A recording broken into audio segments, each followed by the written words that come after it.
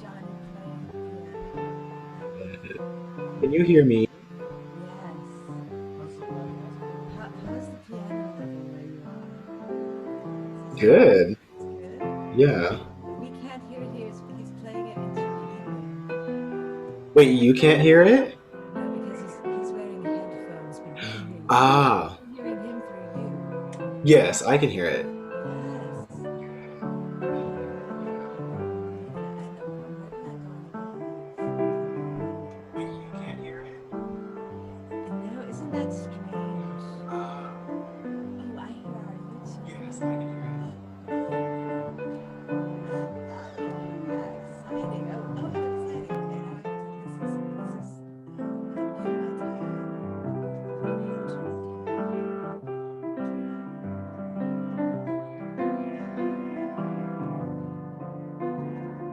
Okay. So good to see you. Welcome me. Would you like to unmute yourself? Hi. I can't hear you. I can't hear you. Would you like me to unmute you? Amelia? Oh, can you hear me? You can't hear me? Oh dear. Let me try this. Ah, audio settings. Oh, maybe it's because Johnny's playing. Oh, Johnny's stopped. I can't hear him anymore. He stopped it. How Ah, is my volume now? Is it your still? volume? Yeah, can you hear me? Yes. Good. All right.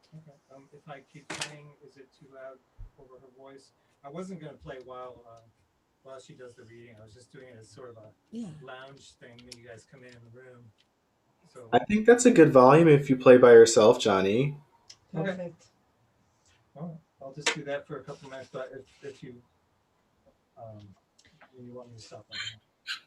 Play, Johnny. I will begin the story very soon. We are streaming on YouTube. I'm Frau Klunch, you know me. This is who I am tonight, and who I am when I'm with the story. We'll take a few moments.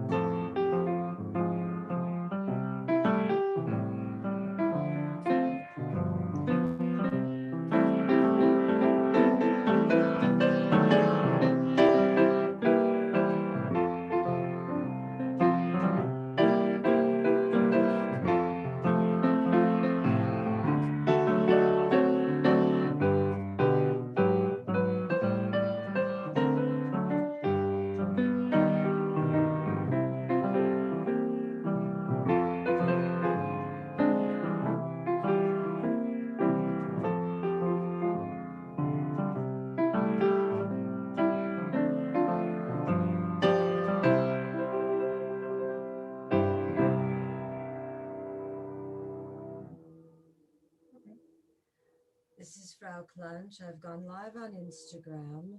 We're live on Zoom and we are live on YouTube. And I'm doing this so that anyone who checks my Instagram knows where to find us.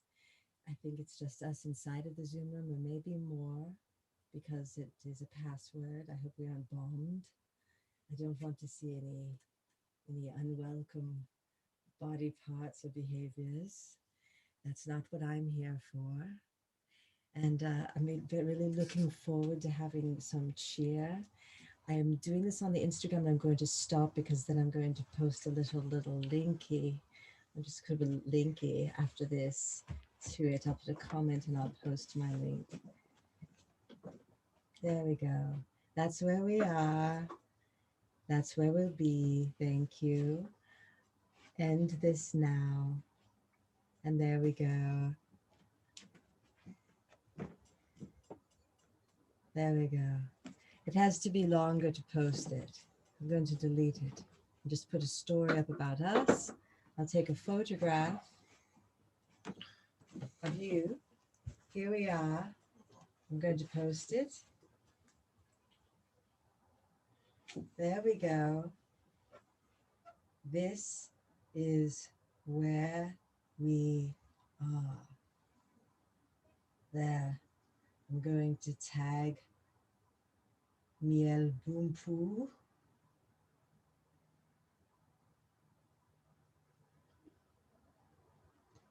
And I'm tagging Johnny. And also Gregory. Trauma boner. I said trauma boner. Trauma boner. Before we begin, Channel B4. We didn't rehearse. That's why it's so loose. Why would we do that? It's Christmas. That's all the rehearsal you need. This is so wonderful. Would you mind identifying yourself, my dear friend Barry, and sharing with us your plans for this evening? I will start. I see Meg Wolf has joined the party. What a delight. Oh, we'll have a Yeah. special song for you later.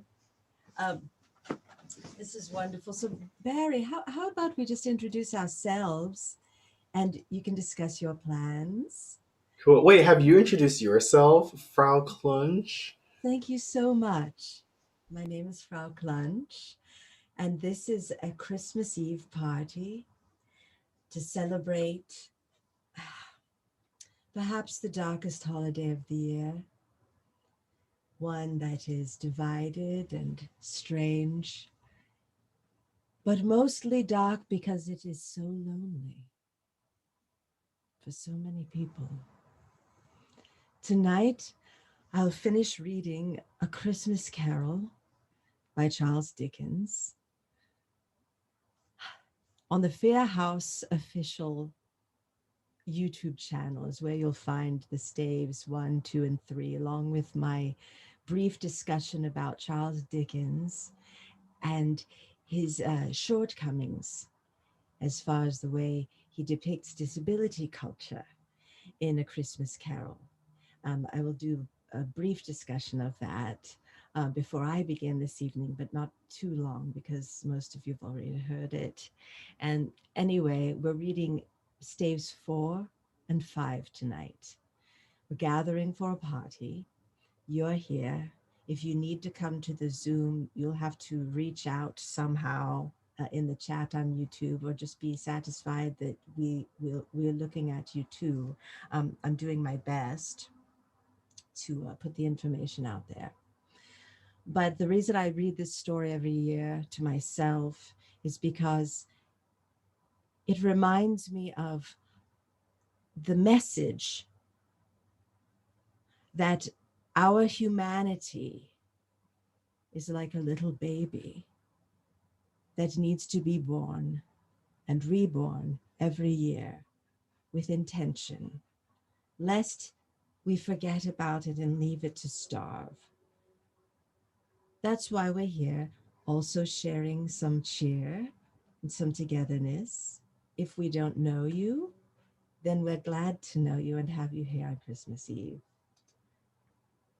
I'll begin with stave 4 after we do our introductions. Barry, Yeah, I'm glad to be with you all today. So, for those who don't know me, I'm Barry. I am a dance person here in LA. Um, what to say? Tonight, I'm going to be doing a little bit of a performance that I'm doing tomorrow where I'll be singing all of the music from the Nutcracker from the beginning to the very end.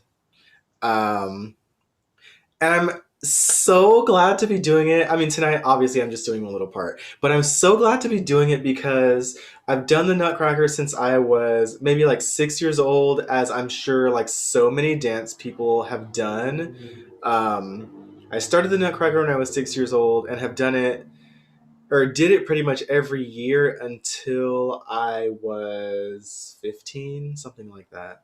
Um, and I would so often joke when I was younger. Um, I would love to do a version of the Nutcracker where it's just like me singing the music into a microphone. Because, like when you're backstage, when you're in rehearsal, when you're on stage, when you're in the dressing room, when you're in the green room, it's like you hear the music all the time. And so, like, it's just whether you want to or not, you're learning it. And so I joked about, doing these performances where I would sing the music. And then for a while, I was like, I want to do a one person Nutcracker. Um, and of course, this year, like, very few people have been doing live performance anywhere, well, at least like on a stage. Um, and that's a whole other conversation, but I've been praying to like my helping spirits very recently. I was like, okay, I want to do a performance now because it's been a while and I want to like do something, but I have no idea, but I know I want to do something. And then literally like 2 or 3 days ago, I was just sitting in my room and like all the stuff that I've been reading and watching was swirling around, and I got the idea. It's like, why don't you do the Nutcracker thing? So I'm gonna do it tomorrow at 6:30 p.m. Pacific Standard Time, um, and I'm jazzed to do like a little snippet of it tonight. that's so wonderful, Barry. And I'm going to put the link um, to your Instagram into the chat this evening in the YouTube chat and here in the Zoom chat once we get going. I cannot wait to be there. And it's a different kind of a Christmas carol. Something about music and memory and how it embeds itself inside of us and how it can stimulate us into different states of being, different times, different forms of consciousness. And for that reason, there's a man, I'm so sorry, there's a man crawling on the floor here. Johnny just dove under the microphone stand like a dolphin. Oh, I know, I'm so quiet. He's trying to figure it out. He's trying to figure it out. If it goes, why don't we just take it off? What, darling?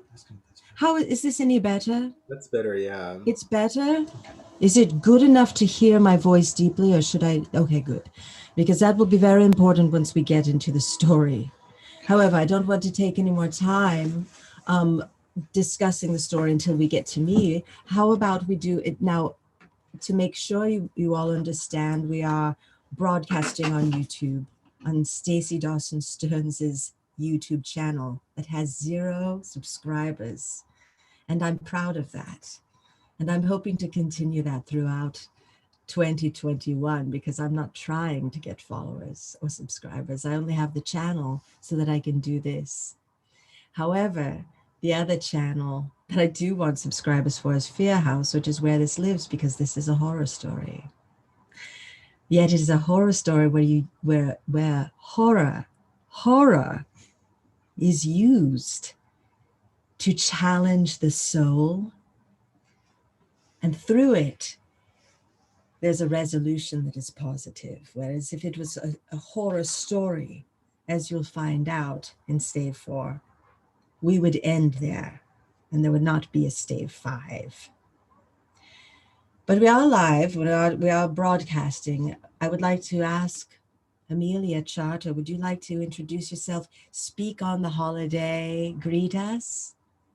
Oh my goodness. It is a true pleasure to be here within this beautiful hosting of cheer. Thank you so much for bringing us together. I'm honored, and I really appreciate I'll appreciate all the comments about this horror story, and I'm really looking forward to Barry, your contribution. And Johnny was killing it there on the keys. So Johnny. yeah, thank you so much. Thank you, Amelia. I see more have come into the room. I'm going to ask, well, I'll hide non-video participants. However, I'd like, as far as the screen, but I'd like anyone who is a non-video participant to know that you can ask to speak or contribute at any time in between the staves and Barry's performance. So we're moving into stave 4. At a certain point, though, if you wish to speak, put a chat in. I'm going to hide the non-videos if I can figure out how. I'm not sure if I do know how. Can you let me? I used to know. I'm looking at the YouTube actually. Oh, okay. I used to know. Anyway, I'm going to pin myself when it comes to my time, but if anyone wishes to say greeting or to speak before I begin stave 4, this would be the time. Human Hemingway is here. Wolf is here. If either of you would like to speak anything or share, feel free to unmute yourselves.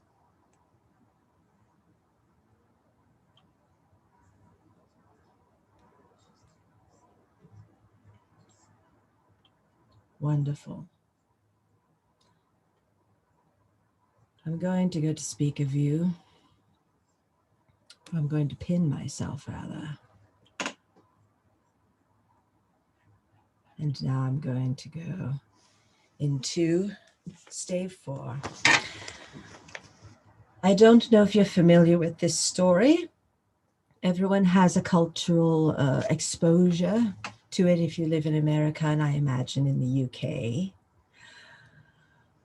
I do not live in the UK. I was born a very long time ago in a place that no longer exists. However, I bear the mark of a mixed upbringing in various European locations. In stave 1, we do meet Scrooge. Yes, don't sit still. I would thank you so much, Meg, for reminding me that here, please do whatever you want to do. This stave is probably about 25 minutes, maybe 20. And after that, we will have Barry's Nutcracker. However, stave 1, we meet Scrooge, Ebenezer Scrooge, and he is a very, very cold man who believes only in the power of money and is very unhappy and very frugal, or it's a big freeze with Scrooge, always. We meet his nephew who comes to his counting house to invite him to Christmas Eve dinner, and we will visit that nephew again. When we meet his nephew, we meet a young man who is eager to encourage his uncle to enjoy Christmas and to look to his loved ones for companionship and comfort. But Scrooge doesn't keep Christmas. And I don't have the quote here before me, but one of his most important lines in this story has to do with a workhouse. When he's asked by a man who's seeking charity for the poor, Scrooge says, "Are there no prisons? Are there no workhouses?" Because that's his solution to poverty. Something changes in Scrooge throughout this story.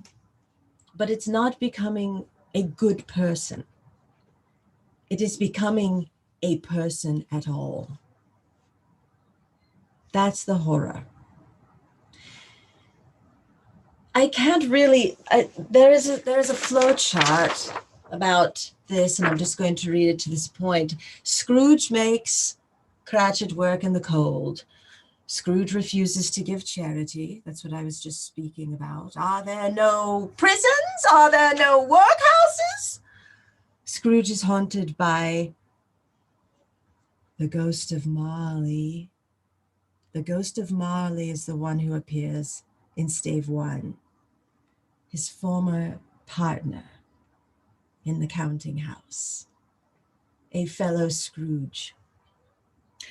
He has a vision. After the ghost of Marley, he has a vision, a visit from the ghost of Christmas past. And the ghost of Christmas past takes him into places in the past. He returns to his childhood. He begins to be shifted, worried, restless and irritable, terrified of what's beginning to happen to him. The visit from the ghost of Christmas present takes him to what is happening right now, and he looks for the first time in his life into the home of Bob Cratchit, his employee. That would be in stave, that is in stave, I think it's in stave 3. So we might just say, oh, the ghost of Christmas present was stave 2. Stave 3, the visit from the ghost of Christmas past.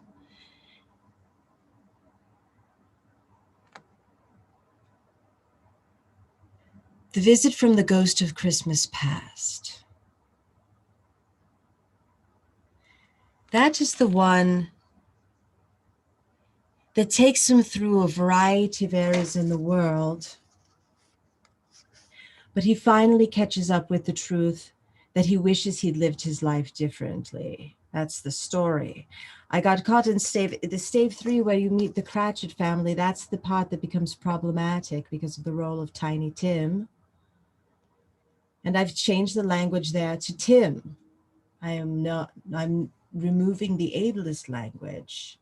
Charles Dickens was a social activist. He worked in the workhouses when his father was sent, as a child, when his father was sent to debtor's prison. So he knows, oh, trauma bona. Hello, hello.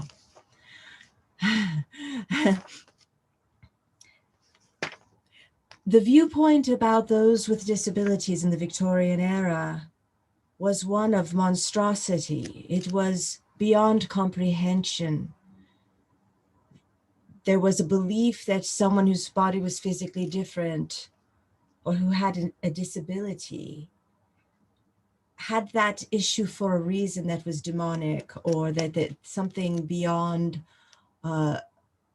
science or biology. There was no tolerance or no interest in any diversities. There was no concept of those with disability not considering the disability to be something that they would wish to change, which is the most problematic part. There's a piteousness, a desire to motivate pity in A Christmas Carol, but it's only because his job as an activist at that time was to simply show people that those with disabilities were human beings. He's saying, please, these are human beings. So he makes the character of Tiny Tim so piteous. He demeans him without intention. By humanizing him in a way that appeals to the listener's sense of pity, that's where the error is. So we move away from that. I remove the ableism language, call Tim Tim, because he is Tim, and we move on. However, there's another adjustment that I made, which was to focus on Scrooge's awakening as one where he became aware of his role as a member of humanity. Not that he felt pity on someone because he discovered that they were a human being. It's just the take that I have on it is that our job is to humanize ourselves, not others. And so with that, I'll move on to 4. In 4, we get the visit from the ghost of Christmas future.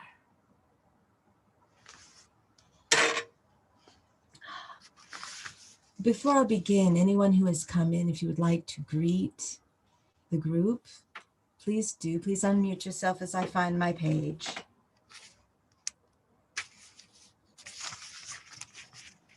Hi, everyone. Gregory. Hi. Meet House Harem. What's going on? Is that Lee and Colin? Yes, sure is. and Adrian and Morgan. And Adrian and Morgan and Gregory. Oh, welcome, welcome, welcome, ye merry gentlemen. Ba ba ba ba ba ba. Baba. Oh, you got. I also want to say hello to Human Hemingway's cat, in particular.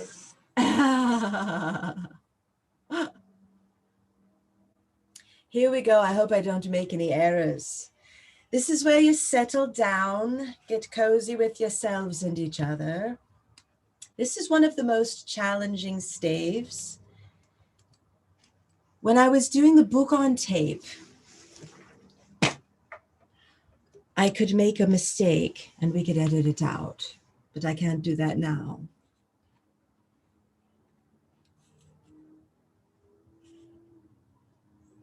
I believe I need my reading glasses. Darling, are my glasses over there?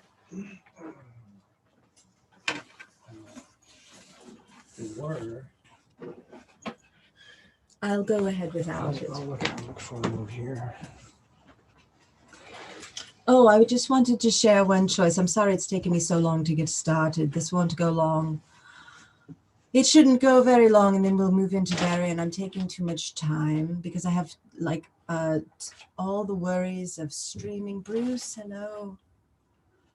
Right over there, honey. That's all right, darling.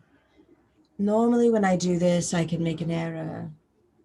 This stave, another musical term that Dickens used, a Christmas carol, a music piece, staves. This stave has so many characters that I'm going to be hard pressed to keep them all straight. Anyone who follows the characters when I have to ping around between 3 or 4 people at a time in various states of accent and excitedness, if you can follow, that will be wonderful. I didn't rehearse for any of my book on tape sessions, but I rehearsed a little bit for this. We'll see how it goes. Stave 4. The last of the spirits. The phantom slowly, gravely, silently approached. When it came near him, Scrooge bent down upon his knee, for in the very air through which the spirit moved, it seemed to scatter gloom and mystery. It was shrouded in a deep black garment, which concealed its head, its form, its face, and left nothing of it visible save one outstretched hand. But for this, it would have been difficult to detach its figure from the night and separate it from the darkness by which it was surrounded. He felt that it was tall and stately when it came beside him, and that its mysterious presence filled him with a solemn dread. He knew no more, for the spirit neither spoke nor moved.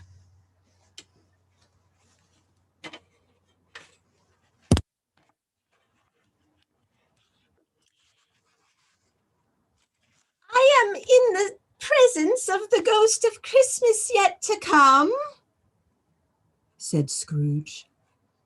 The spirit answered not, but pointed downward with its hand. You are about to show me shadows of the things that have not happened, but will happen in the time before us, Scrooge pursued. Is that so, spirit? The upper portion of the garment was contracted for an instant in its fold, as if the spirit had inclined its head. That was the only answer he received. Although well used to ghostly company by this time, Scrooge feared the silent shape so much that his legs trembled beneath him, and he found that he could hardly stand when he prepared to follow it. The spirit paused a moment, as observing his condition and giving him time to recover. But Scrooge was all the worse for this. It thrilled him with a vague, uncertain horror to know that behind the dusky shroud there were ghostly eyes intently fixed upon him, while he, though he stretched his own to the utmost, could see nothing but a spectral hand and one great heap of black. "Ghost of the future!" he exclaimed. "I fear you more than any spectre I have seen, but as I know your purpose is to do me good, and as I hope to live to be another man from what I was, I am prepared to bear you company and do it with a thankful heart. Will you not speak to me?" It gave him no reply. The hand was pointed straight before them. "Lead on," said Scrooge. "Lead on. The night is waning fast, and it is precious time to me, I know. Lead on, spirit." The phantom moved away as it had come towards him. Scrooge followed in the shadow of its dress, which bore him up, he thought, and carried him along. They scarcely seemed to enter the city, for the city rather seemed to spring up about them and encompass them of its own act.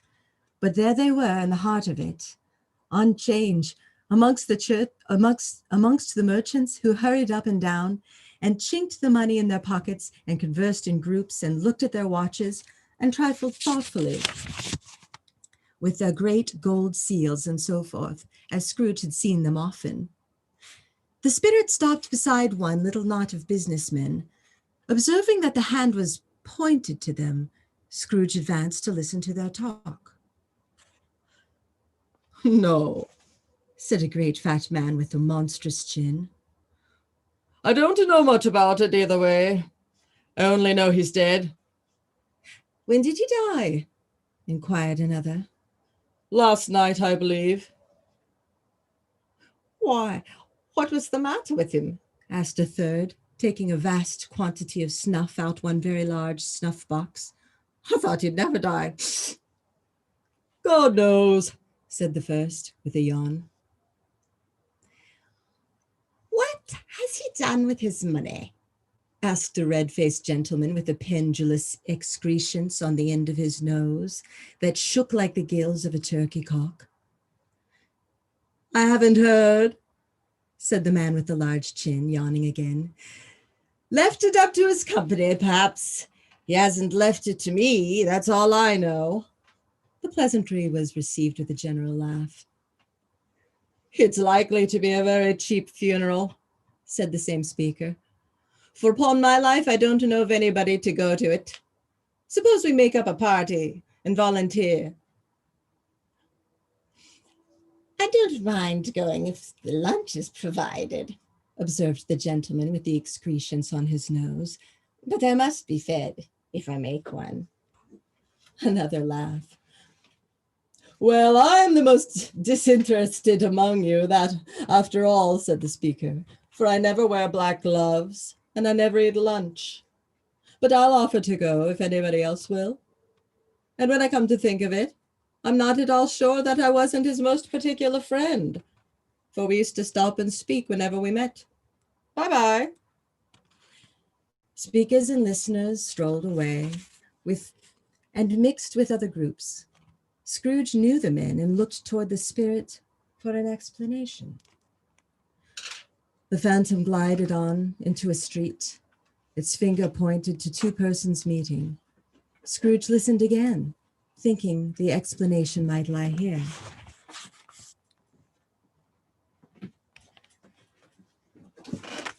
He knew these men also perfectly. They were men of business, very wealthy, and of great importance. He had made a point of standing well in their esteem, in a business point of view, That is, strictly in a business point of view. "How are you?" said one. "How are you?" said the other. "Well," said the first, "Old Scratch has got his own at last. Hey?" "So I'm told," returned the second. "Cold, isn't it?" "Seasonable for Christmas time. You're not a skater, I suppose?" "No." "No, something else to think of. Good morning." Not another word. That was their meeting, their conversation, and their parting. Scrooge was the first inclined to be surprised that the spirit should attach importance to conversations apparently so trivial. But feeling assured that they must have some hidden purpose, he set himself to consider what it was likely to be. They could scarcely be supposed to have any bearing on the death of Jacob, his old partner, for that was the past, and this ghost's province was the future. Nor could he think of any one immediately connected with himself to whom he could apply them. But nothing doubting that to whomsoever they applied, they had some latent moral for his own improvement. He resolved to treasure up every word he heard and everything he saw, and especially to observe the shadow of himself when it appeared. For he had an expectation that the conduct of his future self would give him the clue he missed, and would render the solution of these riddles easily. He looked about in that very place for his own image, but another man stood in his accustomed corner. And though the clock promised to his usual time of day for being there, he saw no likeness of himself among the multitudes that poured in through the porch. It gave him little surprise, however, for he had been revolving in his mind a change of life, and thought and hoped he saw his newborn resolutions carried out in this. Quiet and dark, beside him stood the phantom, with his outstretched hand. When he roused himself from his thoughtful quest, he fancied from the turn of the hand and its situation in reference to himself that the unseen eyes were looking at him keenly. It made him shudder and feel very cold. They left the busy scene and went into an obscure part of their town where Scrooge had never penetrated before, although he recognized its situation and its bad repute. The ways were foul and narrow, the shops and houses wretched, the people half naked, drunken, slipshod, ugly. Alleys and archways, like so many cesspools, disgorged their offenses of smell and dirt and life upon the straggling streets, and the whole quarter reeked with crime, with filth, with misery. Far in this den of infamous resort, there was a low-browed, beetling shop below a penthouse roof, where iron, old rags, bottles, bones, and greasy offal were bought. Upon the floor within were piled up heaps of rusty keys, nails, chains, hinges, files, scales, weights, and refuse iron of all kinds. Secrets that few would like to scrutinize were bred and hidden in mountains of unseemly rags, masses of corrupted fat, and sepulchres of bones. Sitting among the wares he dealt in, by a charcoal stove made of old bricks, was a gray-haired rascal, nearly 70 years of age, who had screened himself from the cold air without by a frowsy curtaining of miscellaneous tatters, hung upon a line, and smoked his pipe in all the luxury of calm retirement. Scrooge and the Phantom came into the presence of this man, just as a woman with a heavy bundle slunk into the shop. But she had scarcely entered when another woman, similarly laden, came in too, and she was followed closely by a man in faded black, who was no less startled by the sight of them, as they were of them, than they had been upon the recognition of each other. After a short period of blank astonishment, in which the old man with the pipe had joined them, they all three burst into a laugh. "Let the charwoman alone to be the first," cried she who had entered first. "Let the laundress alone be the second, and let the undertaker's man alone be the third. Look here, old Joe, here's a chance, if we haven't all three met here without meaning it." "You couldn't have met in a better place," said Joe, removing his pipe from his mouth. "Come into the parlor. You were made free of it long ago, you know, but the other two ain't strangers. Stop till I shut the door of the shop. Oh, how it squeaks! There ain't such a rusty bit of metal in the place as its own hinges, I believe, and I'm sure there's no such old bones here as mine. Ha ha! We're all suitable to our calling, well matched. Come into the parlor. Come into the parlor. The parlor was the space behind the screen of rags. The old man raked the fire together in an old stair rod and having trimmed his smoky lamp, for it was night, with the stem of his pipe, put it in his mouth again. While he did this, the woman who had already spoken threw her bundle on the floor and sat down in a flaunting manner on a stool, crossing her legs on her knees and looking with a bold defiance at the other two. What odds then? What odds, Mrs. Dilber? Said the woman. Every person has a right to take care of themselves. He always did. That's true indeed, said the laundress. No man more so. Why then, don't mind staring. Don't stand staring as if you was afraid, woman. Who's the wiser? We're not going to pick holes in each other's coats, I suppose. No, indeed, said Mrs. Dilber and the man together. We should hope not. Very well, then, cried the woman. That's enough. What's the worse for the loss of a few things like these? Not a dead man, I suppose. No, indeed, said Mrs. Dilber, laughing. If you wanted to keep him after he was dead, a wicked old screw, pursued the woman, why wasn't he natural? In his lifetime, if he had been, he'd have had somebody to look after him when he was struck with death instead of lying, gasping out there, alone by himself. It's the truest word that ever was spoke, said Mrs. Dilber. It's a judgment on him. I wish it was a little heavier one, replied the woman. And it should have been. You may depend upon it, if I could have laid my hands on anything else. Open that bundle, old Joe, and let me know the value of it. Speak out plain. I'm not afraid to be the first, nor afraid for them to see it. We knew pretty well when we were helping ourselves before we met here. I believe it's no sin. Open the bundle, Joe.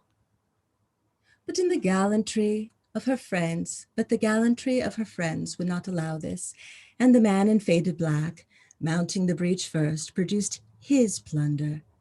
It was not extensive. A seal or two, a pencil case, a pair of sleeve buttons, and a brooch of no great value were all. They were severally examined and appraised by old Joe, who chalked the sums he was disposed to give for each upon the wall, and added them up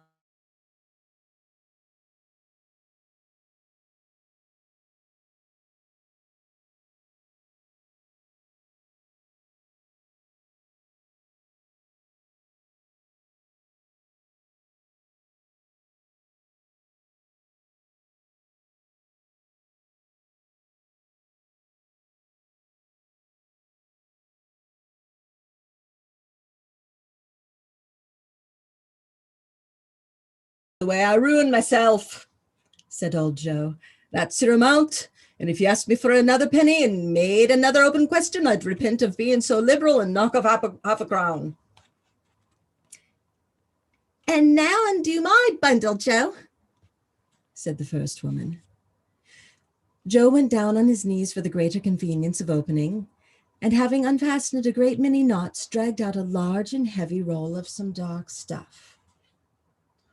What do you call this? Said Joe.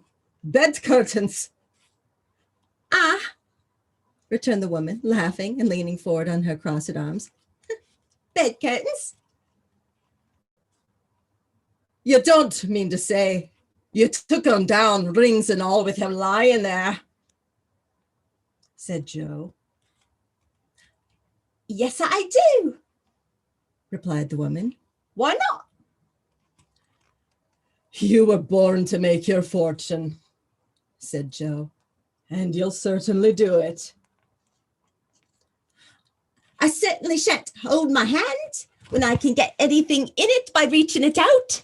For the sake of such a man as he was, I promise you, Joe, returned the woman. Oh, pardon me, I have to go back because it said returned the woman coolly.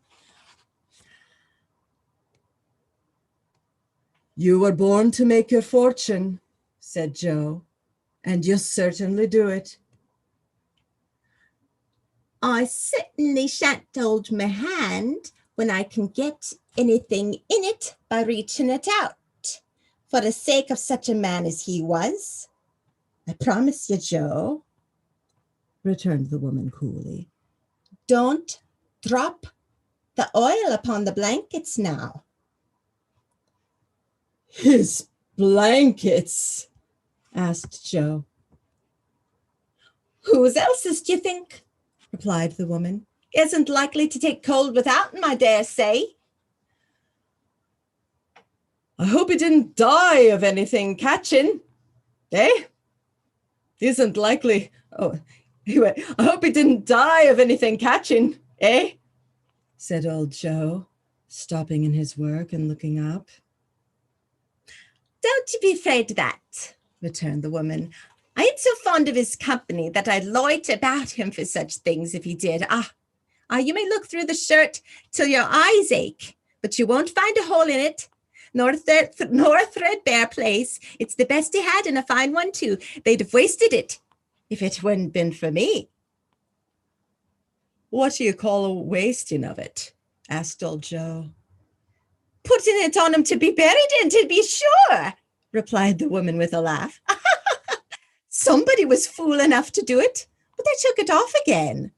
If calico ain't good enough for such a purpose, it isn't good enough for anything. It's quite as becoming to the body. He can't look uglier than he did in that one. Scrooge listened to this dialogue in horror. As they sat grouped about their spoil in the scanty light afforded by the old man's lamp, he viewed them with a detestation and disgust which could hardly have been greater, though they had been obscene demons marketing the corpse itself. Ha ha!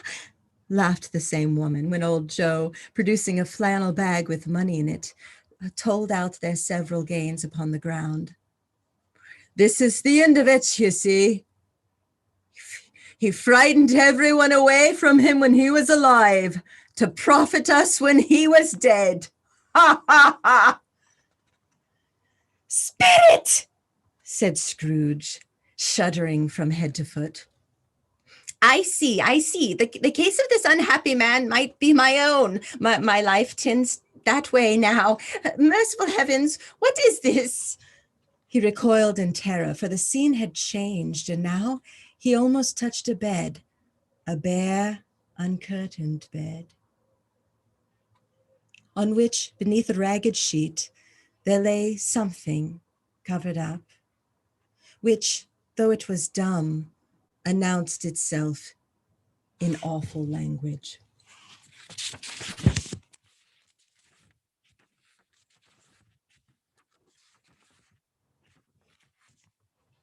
We might take a pause at the end of this paragraph, mid-stave. We'll check in with Barry in case Barry wants to do the interlude there, because this is so unbelievably time-consuming with the language. It's so dense. You look at a few pages and you think, oh, that should take no time at all. And then it's like literally the next morning and you're still reading the book. I'll finish this paragraph and I'll do a recap when we start up again. It's not much longer, but I feel we need a break. The room was very dark, too dark to be observed with any accuracy, though Scrooge glanced around it in obedience to a secret impulse, anxious to know what kind of room it was. A pale light, rising in the outer air, fell straight upon the bed, and on it, plundered and bereft, unwatched, unwept, uncared for, was the body of this man. Let's pause on the body, the uncared for. Let's just one more time hear that. Hold on. A pale light, rising in the outer air, fell upon the bed, and on it, plundered and bereft, unwatched, unwept, uncared for, was the body of this man.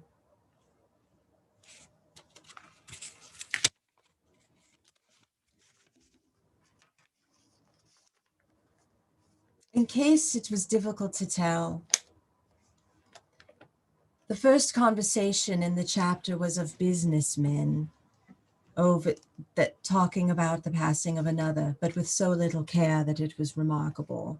That happened twice. And then the next overheard conversation is of the cleaning woman, the cook, the cleaning woman, and the undertaker's assistant at the shop, the pawn shop of life, pawning off the objects that they had stolen from the dead body. All right, I'm going to turn it over to Barry, and you can take whatever you like to do if you want to engage with anyone before, and just share with us your gifts. Cool, thank you. I'm just like undoing my belt so I can like sing comfortably. Wonderful, wonderful. Well, do you need a little interlude? No, I'm good. Thank you. Wonderful. Also, I have to say, like, hearing this reading reminded me of like when I visited London a few years ago. And honestly, like, that city is haunted as fuck because of exactly like the kind of stuff that Dickens is writing about. Like, yeah.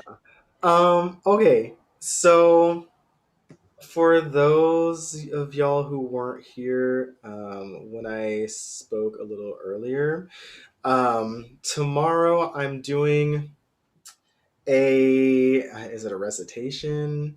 I'm singing all of the music for the Nutcracker by Tchaikovsky by myself from the beginning to the end.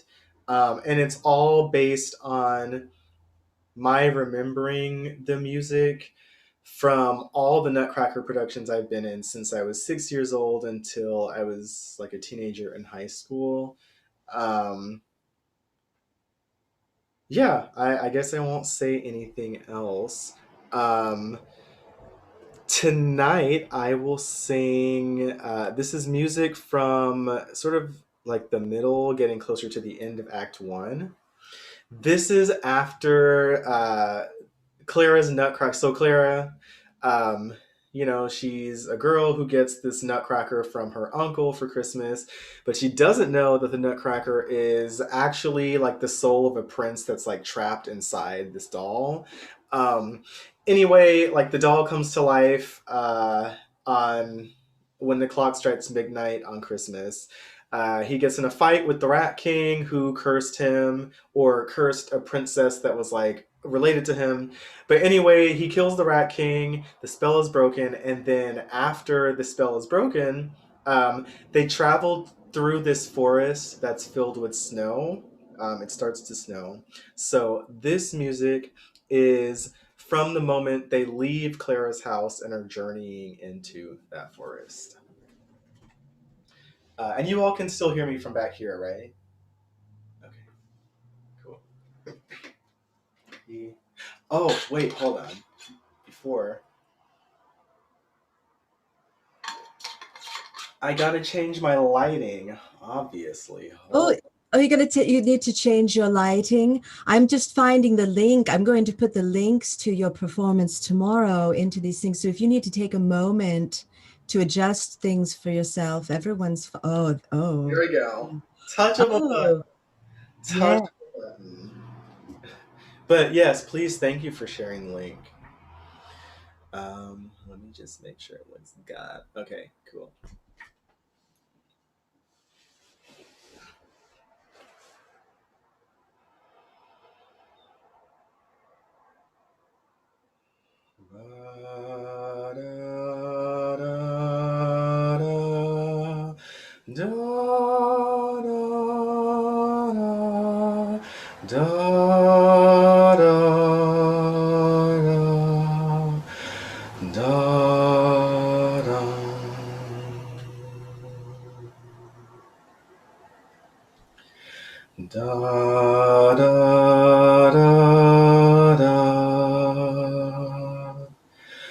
Da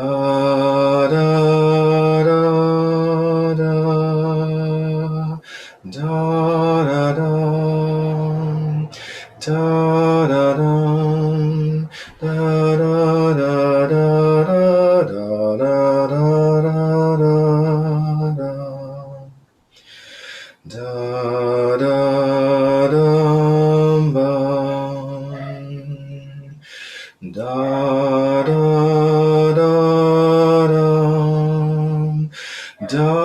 da dum, da da dum, da da dum, ba da da dum, ba dum.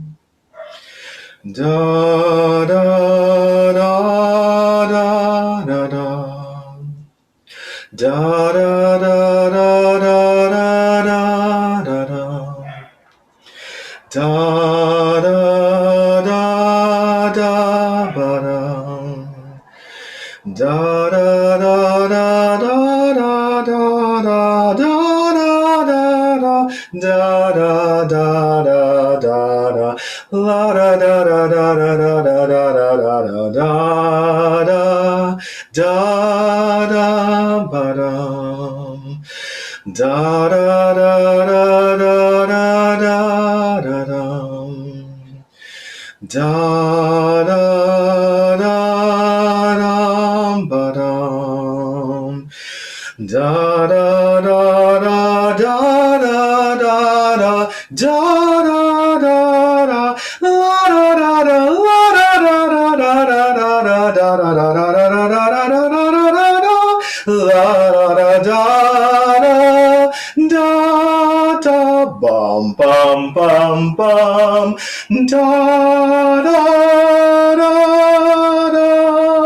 dum da da dum ba da da dum ba da da da la da da da da da da da da da da da da ba da da da da da da da da da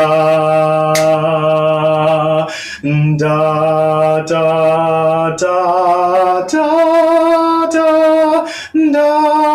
da da da da cymbals da da da la da da da da da da da la da da da da da da da la da da da bum bum la da da dum bum bum la da da da da da la da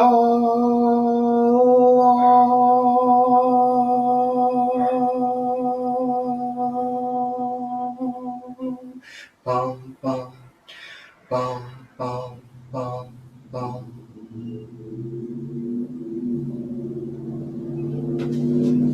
That's it.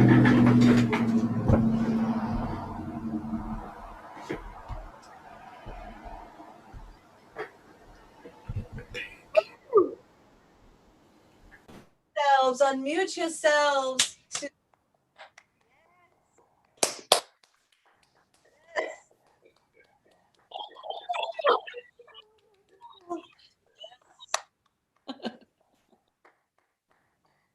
Amazing. Thank you all so much. Oh dear. That was fantastic. This is everything. Everything. Everything. So much beauty.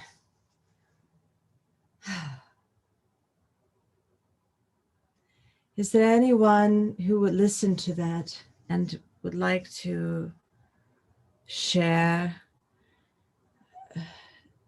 a sensation or an association or a memory of something that came to them or a thought on this evening?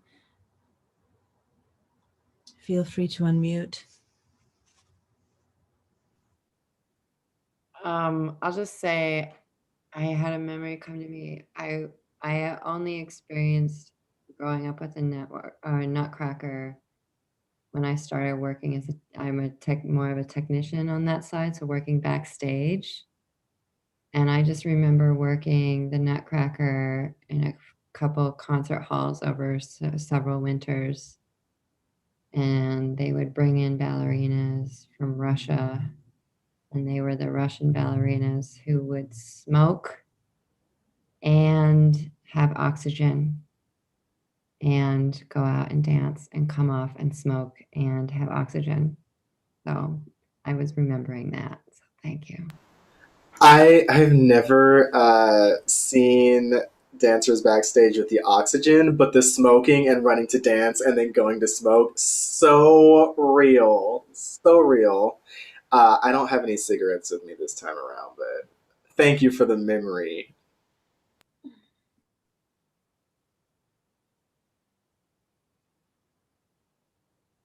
Speaking of dancers who are smoking and dancing, yes, bringing it to life.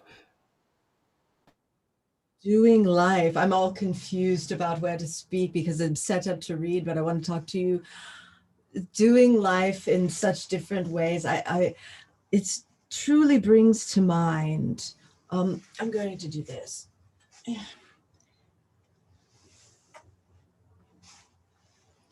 really brings to mind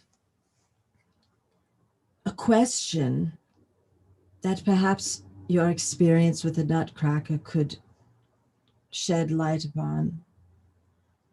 At what point did the idea of dances become so artificially purified and healthy? Who said that? When did it happen?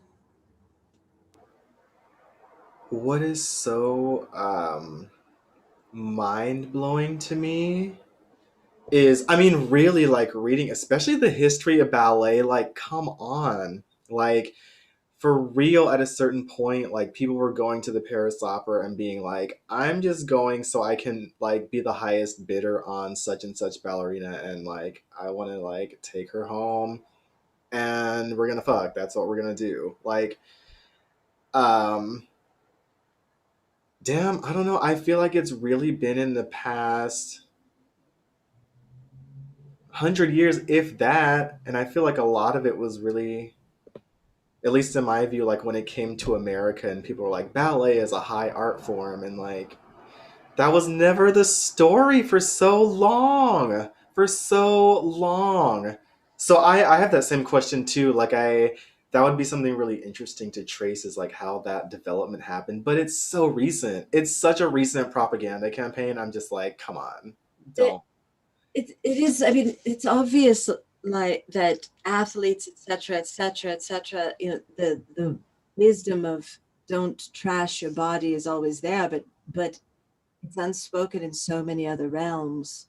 And the dancer thing is, I mean, back in my day, Barry, there were no boundaries between dance and not to dance. The question was, are we not dancing now? I have to wear my reading glasses. The last section was so difficult. Oh, Gregory, Gregory, do you want to share anything? Would you, if you do, if your household is sharing anything this evening, how about being prepared to do so at the before we go into stage 5, which literally is like a page and a half. Very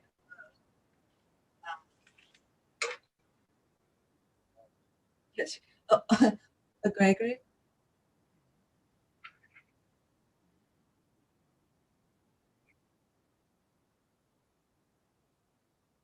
I don't hear you.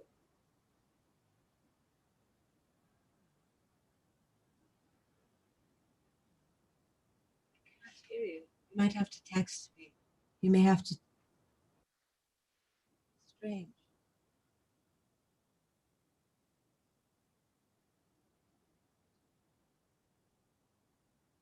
Barry, can you hear me? Yeah, I can hear you. Greg?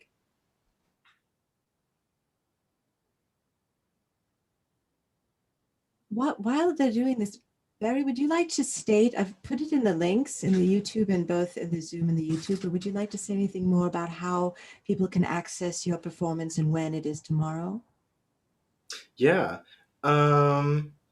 So it'll be on YouTube. Let me see what links you put down in the chat. Thank you for putting the Instagram link in here. I can include the YouTube link. Hold on just one sec. Please do.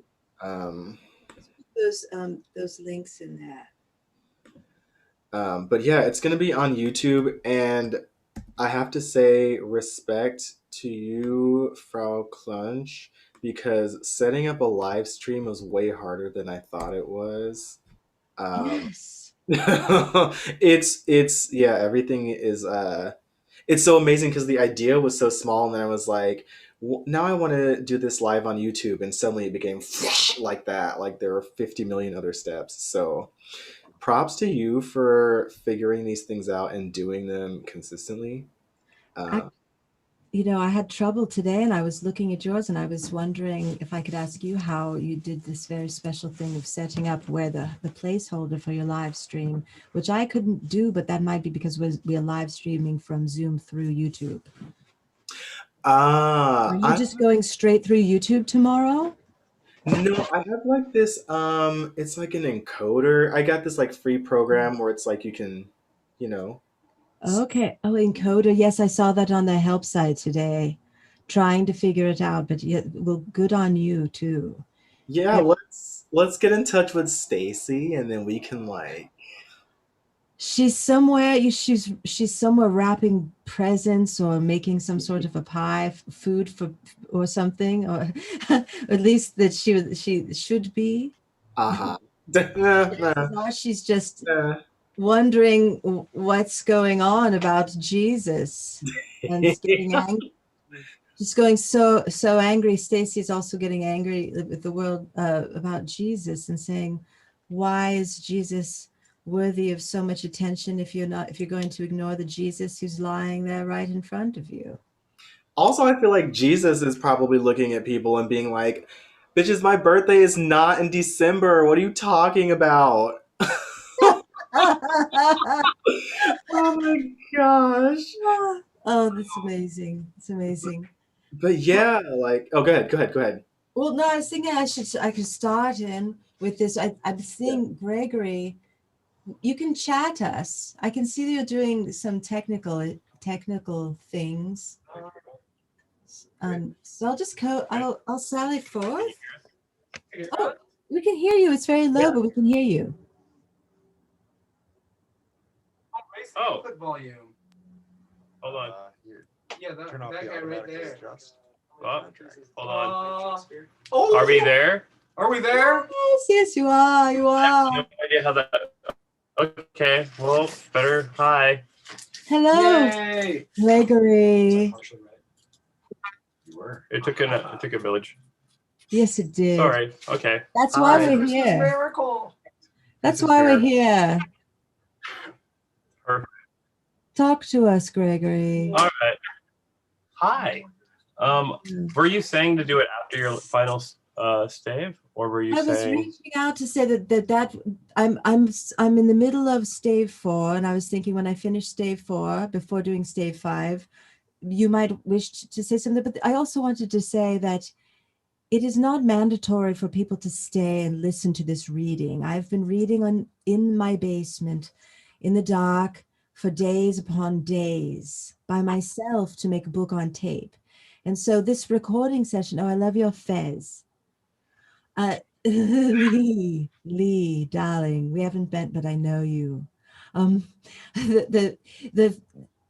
I will be recording this regardless. And so if your Christmas Eve festivities require for you to leave, no one in this YouTube stream or this Zoom room should feel worried or upset to just leave once I begin. So I figured I would check in with everyone now and give everyone an opportunity to speak.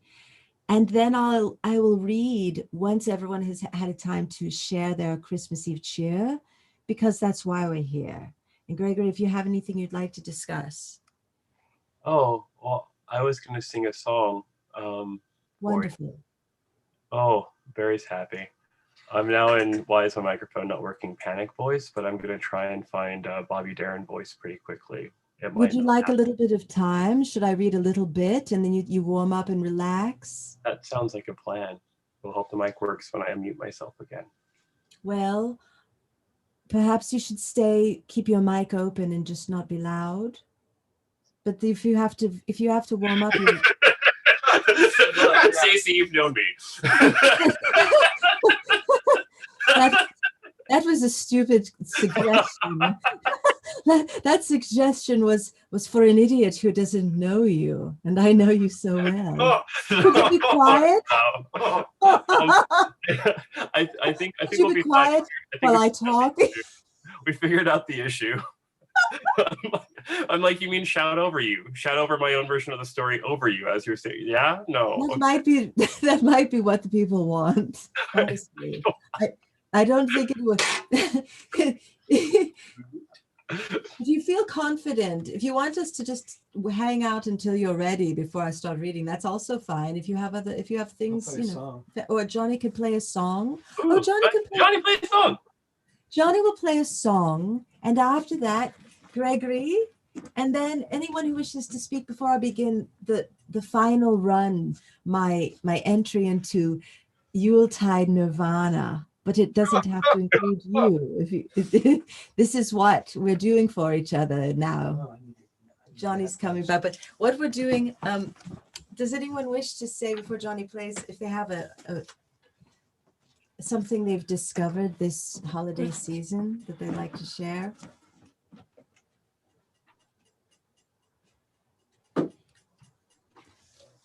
Johnny's just getting hooked up. I discovered something. Take your time, darling. I discovered something the other day. A voice said to me in my head, don't live your mother's unexpressed holiday sorrow.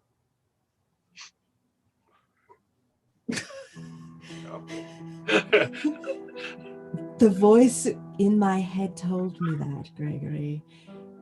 And all. I believe you. and I said, I understand. I said it like Chauncey and being there. I understand. Oh, are you playing? Yeah, it's okay. Oh, so for Johnny to play. Relax and enjoy, and then we'll come back to Gregory.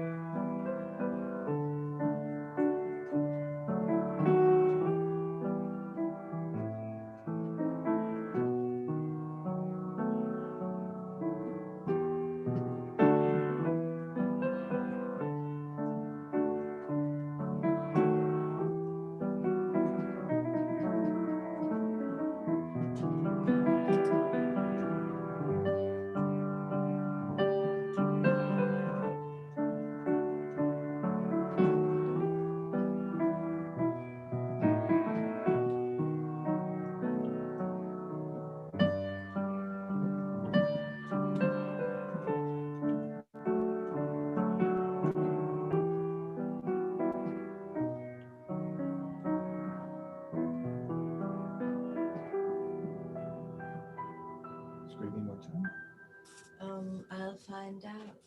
Oh, I haven't been muted. Oh, Gregory, yes. Yes, my love. Would you like more time? I'll do it now. Okay. Thank you. So, I'm going to pin you. Oh, you are pinned. You. I think so, you too. Actually, you too. So, I was thinking of my favorite sad holiday story, which is The Little Match Girl, which if you're unfamiliar with, about the poor girl selling matches and she dies on New Year's Eve. And so then I was like thinking, oh, I was going to do a retelling of that without remembering the Hans Christian Andersen story. And then I remembered that Bobby Darin covered artificial flowers from a 1960 musical Tenderloin, which is a retelling of the Poor Little Match Girl. So I'm gonna sing this with flashcards because I don't know the words.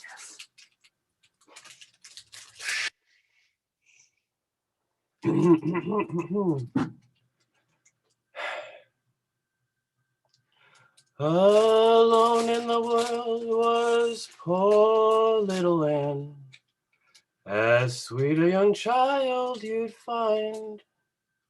Her parents had gone to their final reward, leaving their baby behind. That was too high. I'm going to do it again.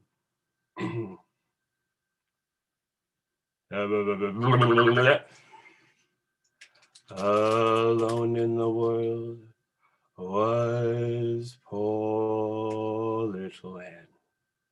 How sweet a young child you'd find. Her parents had gone to their final reward, leaving their baby behind. This poor child was only 9 years of age when mother and dad went away. Still bravely she worked at the one thing she knew, to earn her few pennies a day. She made artificial flowers, flowers for ladies of fashion to wear. She made artificial flowers, fashioned from Annie's despair. With paper and shears, with some wire and some wax, she made up each tulip and mum. As snowflakes drifted into her tenement room, her baby little fingers grew numb from making artificial flowers. Those artificial flowers, flowers for ladies of high fashion to wear. She made artificial flowers, fashioned from Annie's despair. They found little Annie all covered in ice, still clutching her poor frozen shears. Amidst all the blossoms she had fashioned by hand and watered with all her young tears. There must be a heaven where little Annie can play. There must be a heaven where little Annie can play, in heavenly gardens and bowers, and instead of a halo she'd wear round her head a garland of genuine flowers. No more artificial flowers, throw away those artificial flowers, flowers for ladies of society to wear. Throw away those artificial flowers, those dumb flowers, fashioned from Annie's despair. Give her the real thing.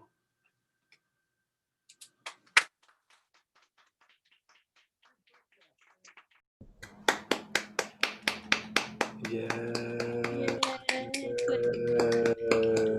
Thank you. Thank you. Oh, thank you. Thank you. Yay. It's a really good song. Such a beautiful song. It's such a beautiful song. I love. Is it a waltz? So, I don't know. It sounds waltzy, but I don't know if it's actually a waltz. It sounds waltzy. Maybe it's not a waltz. But that's swinging rally. I know he was doing He did it after Mac the Knife, and he found out how successful Mac the Knife was, even though he was singing about a murderer. And so he was trying to see what he could get away with lyrics if he just like swung it enough that no one would listen to him. So like how upbeat the actual song is, he was just like singing about a child who died at like the age of 9 from poverty. And it's like no one's gonna notice. It's gonna be great. Which is, I don't know, relatable.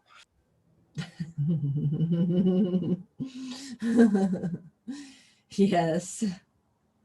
Thank you so much, Gregory, for that beautiful song. Thank you so much. Is there anyone who would like to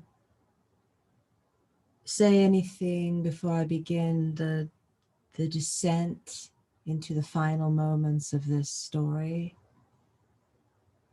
I don't have much to add, but I do have to jump off for now. Thank you. So wonderful to have you. It was wonderful to be here. I hope this becomes a thing that happens. Maybe not every year. I won't demand that, but I like just being in a space where we can like share a thing like this. It's really cool. It feels so good. It's not hard to do.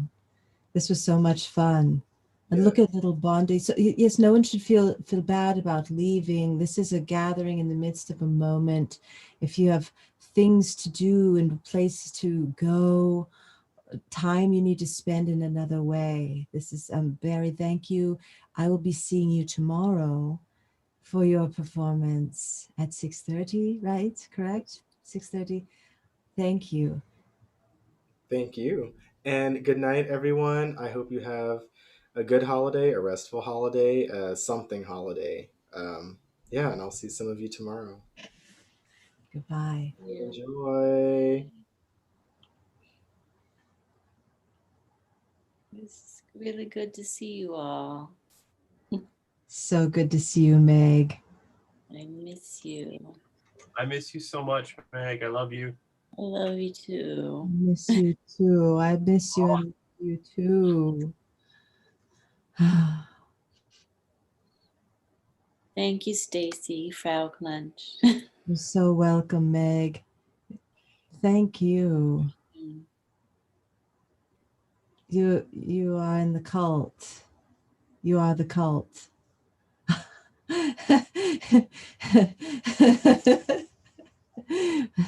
You made the cult a long time ago.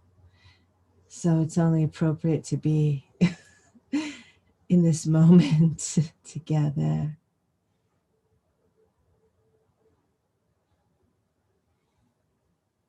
Perhaps we'll see you at Barry's experience. Pop in. These things, this is a dark time, but it's always warmer when we're together.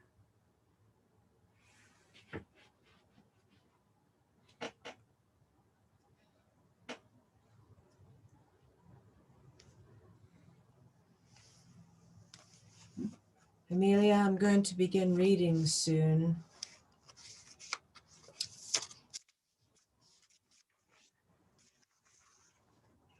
I'll begin. Don't worry if you have to go. Don't think it will take too long, but it's challenging. Here we go. Back into it. We left off with a pale light rising in the outdoor air, fell straight upon the bed, and on it, plundered and bereft, unwatched, unwept, uncared for, was the body of this man. Scrooge glanced toward the phantom. Its steady hand was pointed to the head. The cover was so carelessly adjusted that the slightest raising of it, the motion of a finger upon Scrooge's part, would have disclosed the face. He thought of it, felt how easy it would be to do so, and longed to do it, but had no more power to withdraw the veil than to dismiss the spectre at his side. O cold, cold, rigid, dreadful death, set up thine altar here, and dress it with such terrors as thou hast at thy command, for this is thy dominion. but of the loved, revered, and honored head, thou canst not turn one hair to thy dread purposes, or make one feature odious. It is not that the hand is heavy and will fall down when released. It was not that the heart and pulse are still, but that the hand was open, generous and true, the heart brave, warm and tender, and the pulse a man's.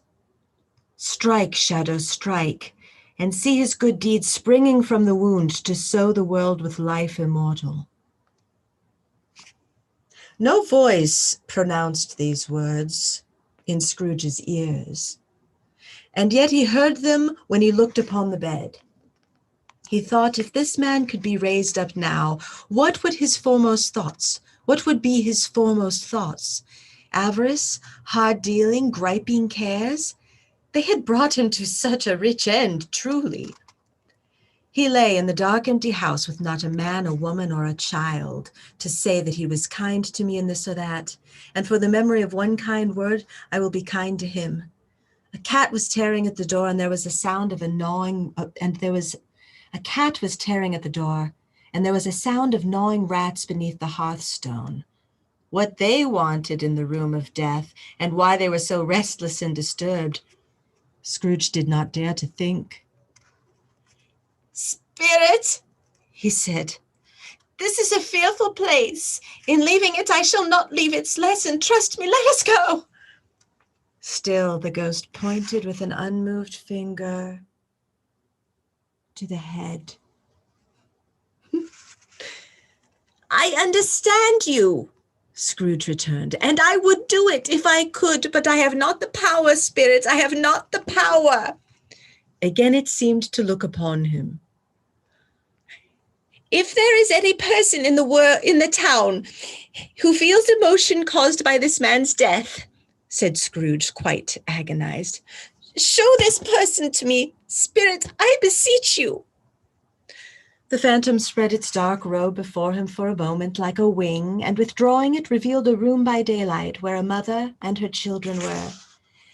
She was expecting someone, and with anxious eagerness, for she walked up and down the room, started at every sound, looked out the window, glanced at the clock, tried, but in vain, to work with her needle, and could hardly bear the voices of the children in their play.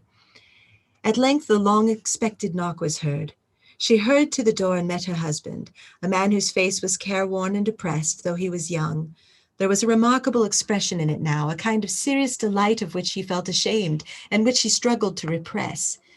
He sat down to the dinner that had been hoarding for him by the fire, and when she asked him faintly what news, which was not until after a long silence, he appeared embarrassed how to answer.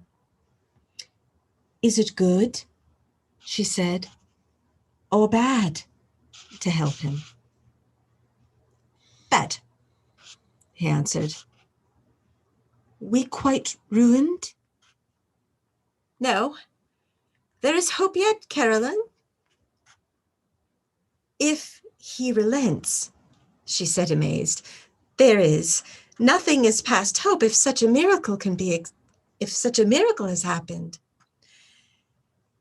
"He is past relenting," said her husband. "He is dead." She was a mild and patient creature, if her face spoke truth, but she was thankful in her soul to hear it, and she said so with clasped hands. She prayed forgiveness the next moment and was sorry, but the first was the emotion of her heart. "What?" Oh, I have to see who's saying this. Who's saying this? The man. "What the half-drunken woman whom I told you of last night said to me when I tried to see him and obtain a week's delay, and what I thought was a mere excuse to avoid me, turns out to have been quite true. He was not only very ill, but dying." "To whom will our debt be transferred?" "I don't know. But before that time, we shall be ready with the money. And even though we were not, it would not be bad fortune indeed to find so merciless a creditor and his successor. We may sleep tonight with light hearts, Caroline." Yes, soften it as they would, their hearts were lighter. The children's faces, hushed and clustered round to hear what they so little understood, were brighter. and it was a happier house for this man's death. The only emotion that the ghost could show him caused by the event was one of pleasure. Let me see some tenderness connected. Let me see some tenderness connected with a death, said Scrooge. Or that dark chamber spirit which we left just now will be forever present to me. The ghost conducted him through several streets familiar to his feet, and as they went along, Scrooge looked here and there to find himself, but nowhere was he to be seen. They entered poor Bob Cratchit's house, the dwelling he had visited before, and found the mother and the children seated round the fire. Quiet. Very quiet. The noisy little Cratchits were as still as statues in one corner, and sat looking up at Peter, who had a book before him. The mother and her daughters were engaged in sewing, but surely they were very quiet. And he took a child and set him in the midst of them. Where had Scrooge heard those words? He had not dreamed them. The boy must have read them out as he and the spirit crossed the threshold. Why did he not go on? The mother laid her work upon the table and put her hand up to her face. The color hurts my eyes, she said. The color? Ah, poor Tim. They're better now again, said Cratchit's wife. It makes them weak by candlelight. I wouldn't show weak eyes to your father when he comes home for the world. It must be near his time. Past it, rather, Peter answered, shutting up his book. But I think he's walked a little slower than he used these few last evenings, Mother. They were very quiet again. At last she said, and in a steady, cheerful voice that only faltered once, I have known him walk with Tim upon his shoulder, very fast indeed. And so have I, cried Peter, often. And so have I, exclaimed another. So had all. But he was very light to carry, she resumed, intent upon her work, and his father loved him, so that it was no trouble. And there is your father at the door. She hurried out to meet him, and little Bob in his comforter, he had need of it, poor fellow, came in. His tea was ready for him on the hob, and they all tried who should help him to it most. Then the two young Cratchits had got upon his knees and laid, each child, a little cheek against his face, as if they said, Don't mind it, father. Don't be grieved. Bob was very cheerful with them and spoke pleasantly to all the family. He looked at the work upon the table and praised the industry and speed of Mrs. Cratchit and the girls. They would be done long before Sunday, he said. Sunday? You went today then, Robert? Said his wife. Yes, my dear. I wish you could have gone. It would have done you good to see how green a place it is. But you'll see it often. I promised him that I would walk there on a Sunday. My little child. Cried Bob. My little child. He broke down all at once. He couldn't help it. If he could have helped it, he and his child would have been farther apart, perhaps, than they were. He left the room and went upstairs into the room above, which was lighted cheerfully and hung with Christmas. There was a chair set close beside the child, and there were signs of someone having been there lately. Poor Bob sat down on it, and when he had thought a little and composed himself, he kissed the little face. He was reconciled to what had happened, and went down again quite happy. They drew about the fire and talked, the girls and mother working still. Bob told them the extraordinary kindness of Mr. Scrooge's nephew, whom he had scarcely seen but once, and who, meeting him in the street that day and seeing that he looked a little, just a little down, you know, said Bob, inquired as to what had happened to distress him. On which, said Bob, for he is the pleasantest spoken gentleman you ever heard, I told him, I'm very heartily sorry for it, Mr. Cratchit, he said, and heartily sorry for your good wife. By the by, how he ever knew that, I don't know. Know what, my dear? Why, that you're a good wife, replied Bob. Everybody knows that, said Peter. Very well observed, my boy, cried Bob. I hope they do. Heartily sorry, he said, for your good wife. If I can be of service to you in any way, he said, giving me his card, that's where I live. Pray come to me. No, it wasn't, cried Bob. For the sake of anything he might be able to do for us, so much as for his kind way, that this was quite delightful. It really seemed as if he had known our Tim and felt with us. I'm sure he's a good man, said Mrs. Cratchit. You would be sure of it, my dear, returned Bob. If you saw and spoke to him, I shouldn't be at all surprised, mark what I say, if he got Peter a better situation. Only hear that, Peter, said Mrs. Cratchit. And then, cried one of the girls, Peter will be keeping company with someone and setting up for himself. Get along with you, retorted Peter, grinning. It's just as likely as not, said Bob.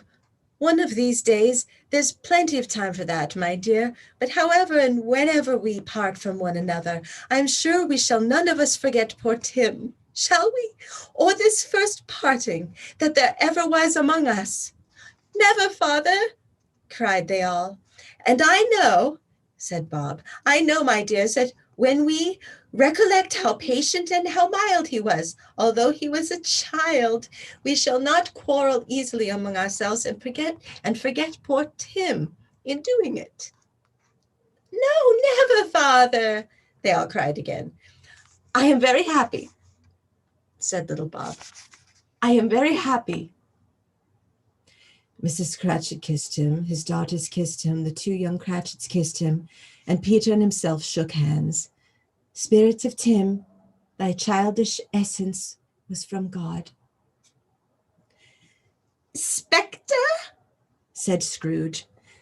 Something informs me that our parting moment is at hand. I know it, but I know not how. Tell me what man that was whom we saw lying dead. The ghost of Christmas yet to come conveyed him, as before, to a different time. He thought, indeed, there seemed no order in these latter visions, save that they were in the future, into the resorts of business men, but showed him not himself. Indeed, the spirit did not stay for anything, but went straight on, as to the end just now desired, until besought by Scrooge to tarry for a moment.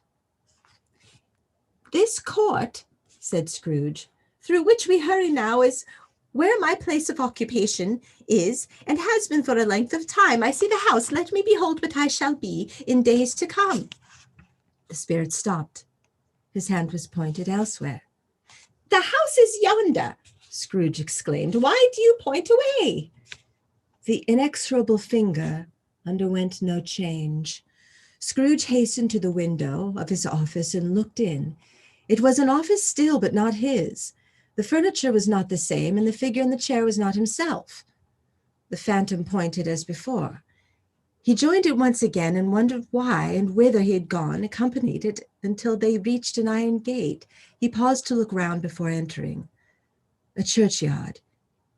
Here, then, the wretched man whose name he had now to learn lay underneath the ground.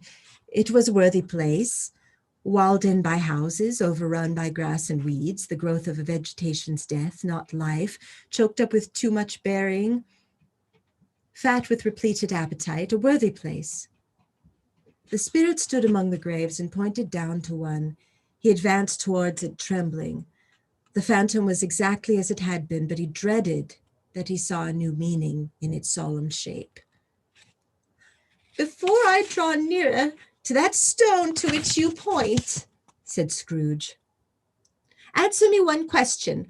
Are these the shadows of things that will be, or are they shadows of things that may be only?" Still the ghost pointed downward to the grave by which it stood. "Men's courses will foreshadow certain ends, to which, if persevered in, they must lead," said Scrooge. "But if the courses he departs from, the ends will change. Say it is thus with what you show me." The spirit was immovable as ever.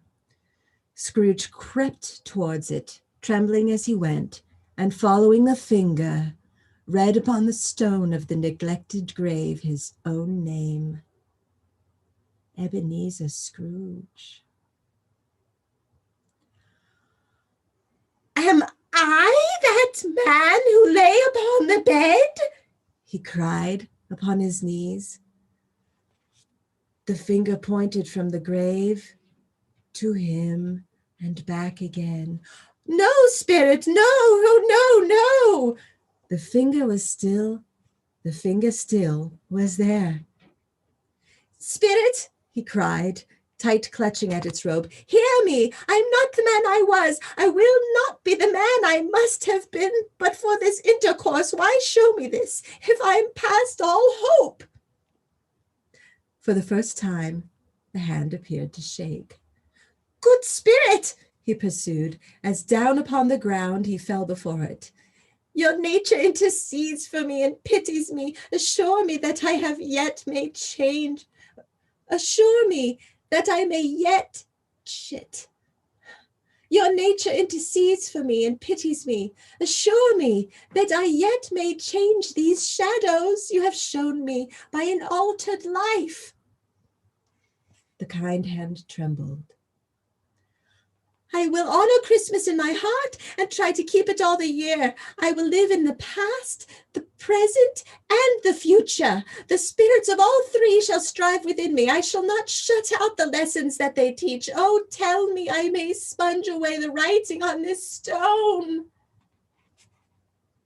In his agony, he caught the spectral hand. It sought to free itself, but he was going strong in his entreaty and detained it. The spirit, stronger yet, repulsed him. Holding up his hands in one last prayer to have his fate reversed, he saw an alteration in the phantom's hood and dress. It shrank, collapsed, and dwindled down into a bedpost. I have to keep going because if you're here, you can't end it here. He wanted to end it here and the publisher would not let him. The publisher would not let it remain a horror story, and so I cannot do that to you. I'm sorry. You may leave, but I just will start now. "Yes, and the bedpost was his own." Oh, I'm sorry. Stave 5, the end of it. "Yes, and the bedpost was his own, and the bed was his own, the room was his own, best and happiest of all, the time before him was his own to make amends in. I will live in the past, the present, and the future," Scrooge repeated as he scrambled out of bed. "The spirits of all three shall strive within me. Old Jacob Marley, heaven and the Christmas time be praised for this. I say it on my knees. Old Jacob on my knees." He was so fluttered and so glowing with his good intentions that his broken voice could scarcely answer to his call. He had been sobbing violently in his conflict with the spirit, and his face was wet with tears. "They are not torn down," cried Scrooge, folding one of his bed curtains in his arms. "They are not torn down, rings and all. They are here. I am here. The shadow of the things that would have been, they may be dispelled. They will be. I know they will." His hands were busy with his garments all the time, turning them inside out, putting them on upside down, tearing them, mislaying them, making them parties to every kind of extravagance. "I don't know what to do," cried Scrooge, laughing and crying at the same time and making a perfect raccoon of himself with his stockings. I'm as light as a feather. I'm as happy as an angel. I'm as merry as a schoolboy. I'm as giddy as a drunken man. A Merry Christmas to everybody. A Happy New Year to all the world. Hello there, hello. He had frisked into the sitting room and was now standing there, perfectly winded. There's the saucepan that the gruel was in, ha ha ha, cried Scrooge, starting off again and frisking round the fireplace. There's the door by which the ghost of Jacob Marley entered. There's the corner of the ghost of Christmas present sat, ha ha ha. There's the window where I saw the wandering spirits. It's all right. It's all true. It all happened. Ha ha ha.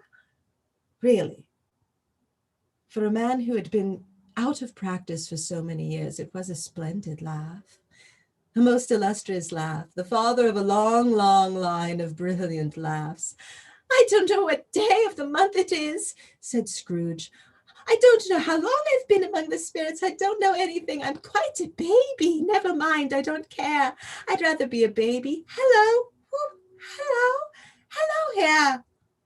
He was checked in his transports by the churches ringing out the lustiest peals he had ever heard.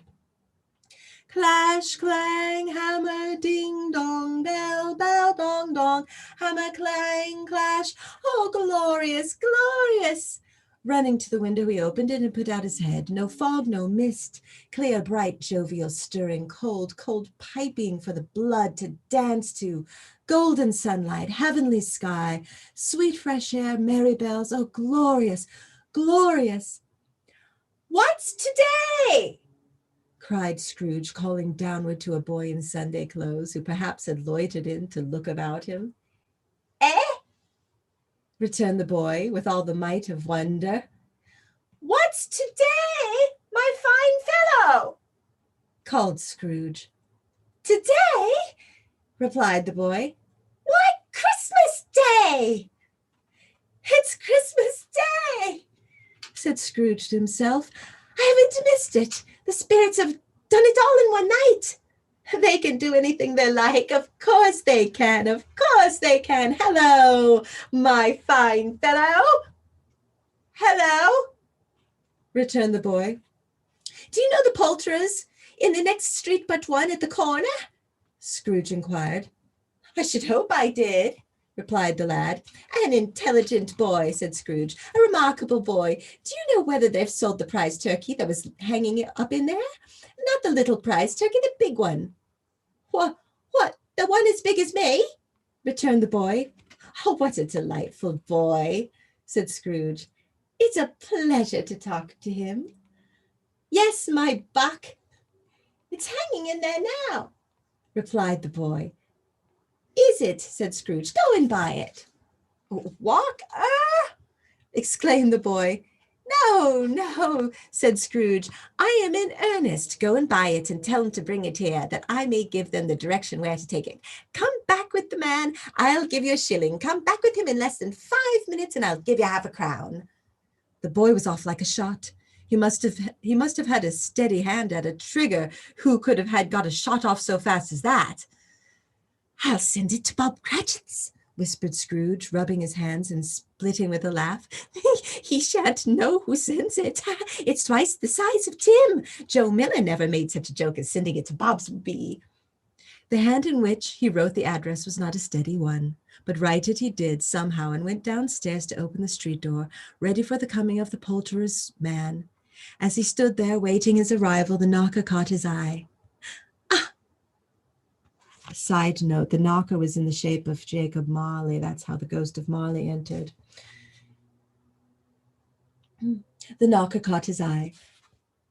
I shall love it as long as I live, cried Scrooge, patting it with his hand. I scarcely ever looked at it before. What an honest expression it has in its face. It's a wonderful knocker. Here's the turkey. Hello. Whoop. How are you? Merry Christmas.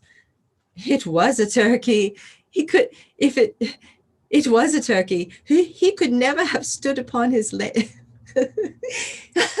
It was a turkey. He could never have stood upon his legs, that bird. He would have snapped him short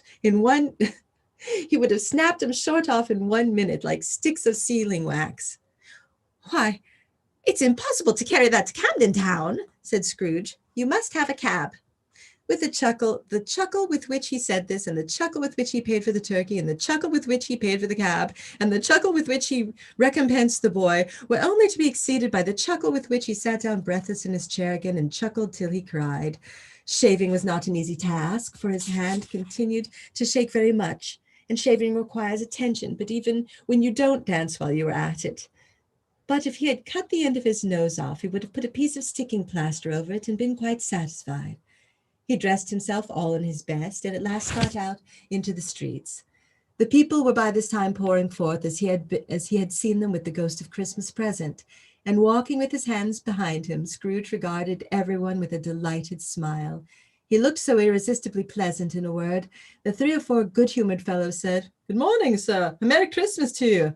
And Scrooge said often, afterwards, that all the blithe sounds he had ever heard, those were the blithest in his ears. He had not gone far when, coming in towards him, he beheld the portly gentleman who had walked into his counting-house the day before, and said, "Scrooge and Marley's, I believe." It sent a pang across his heart to think how this old gentleman would look upon him when they met, but he knew what path lay straight before him, and he took it. "My dear sir," said Scrooge, quickening his pace, and taking the old gentleman by both his hands, "how do you do? I hope you succeeded yesterday. It was very kind of you. A Merry Christmas to you, sir." "Mr. Scrooge?" "Yes," said Scrooge. "That is my name, and I fear it may not be pleasant to you.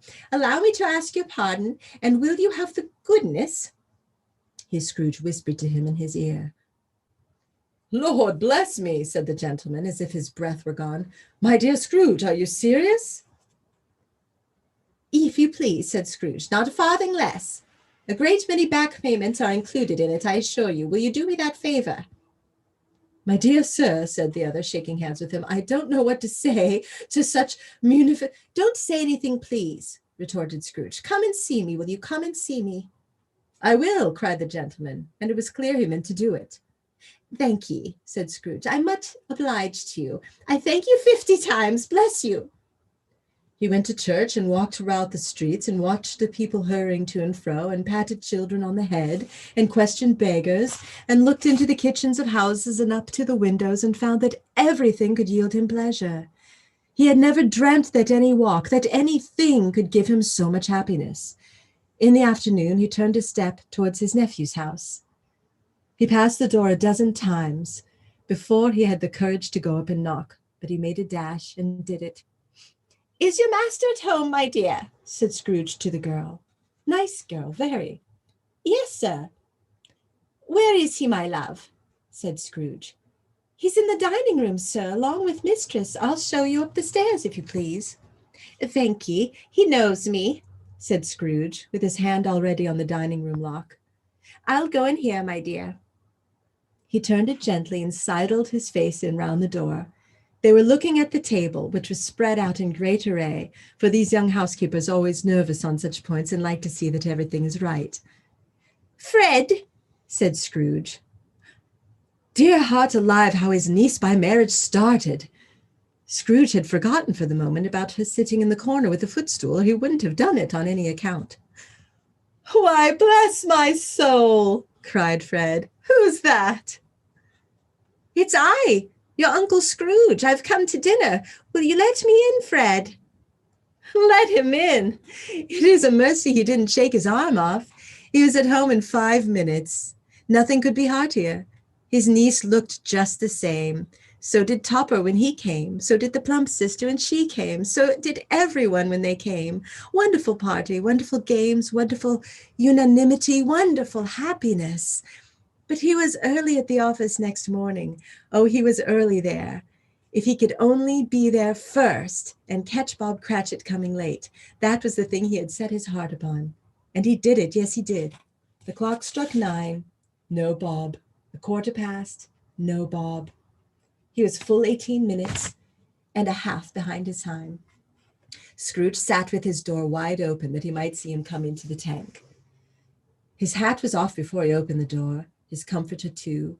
He was on his stool in a jiffy, driving away with his pen as if he were trying to overtake 9 o'clock. Hello, growled Scrooge in his accustomed voice, as near as he could feign it. What do you mean by coming here at this time of day? I'm very sorry, sir, said Bob. I am behind my time. You are? Repeated Scrooge. Yes, I think you are. Step this way, sir, if you please. It's only once a year, sir, pleaded Bob, appearing from the tank. It shall not be repeated. I was making rather merry yesterday, sir. Now, I'll tell you what, my friend, said Scrooge. I am not going to stand this sort of thing any longer, and therefore, he continued, leaping from his stool and giving Bob such a dig in the waistcoat that he staggered back into the tank again, and therefore I'm about to raise your salary. Bob trembled and got a little nearer to the ruler. He had a momentary idea of knocking Scrooge down with it, holding him, calling the people in the court for help and a strait waistcoat. Merry Christmas, Bob, said Scrooge with an earnestness that could not be mistaken as he clapped him on the back. Merry Christmas, Bob, my good fellow, than I have given you for many a year. I'll raise your salary and endeavor to assist your struggling family, and we will discuss your affairs this very afternoon after a Christmas bowl of smoking Bishop, Bob. Make up the fires and buy another coal scuttle before you dot another I, Bob Cratchit. Scrooge was better than his word. He did it all, and infinitely more. And to Tim, who did not die, he was a second father. He became a good friend, a good master, as good a man as the good city I knew, or any other good city, town, or borough in the good old world. Some people laughed to see the alternation. Oh, some people laughed to see the alteration in him, but he let them laugh, and he little heeded them. He let them laugh and little heeded them, for he was wise enough to know that nothing ever happened on this globe for good at which some people did not have their fill of laughter in the outset. And knowing that such as these would be blind anyway, he thought it quite well that they should wrinkle up their eyes in grins, as have the malady in less attractive forms. His own heart laughed, and that was quite enough for him. He had no further intercourse with spirits, but lived upon the total abstinence principle ever afterwards. And it was always said of him that he knew how to keep Christmas well, if any man alive possessed the knowledge. May that be truly said of us, and all of us. And so, as Tim observed, God bless us every one. That's the end. That's the story. The last stave is really the one that makes it all a little bit sappy. But thank God, if he can change, then maybe anyone can change. Thank you all. You may put on your microphone. Woo! Yay! Yay. Yeah! Cratchit. What a beautiful I'm feeling night. Cratchit right now. What a night. Beautiful night.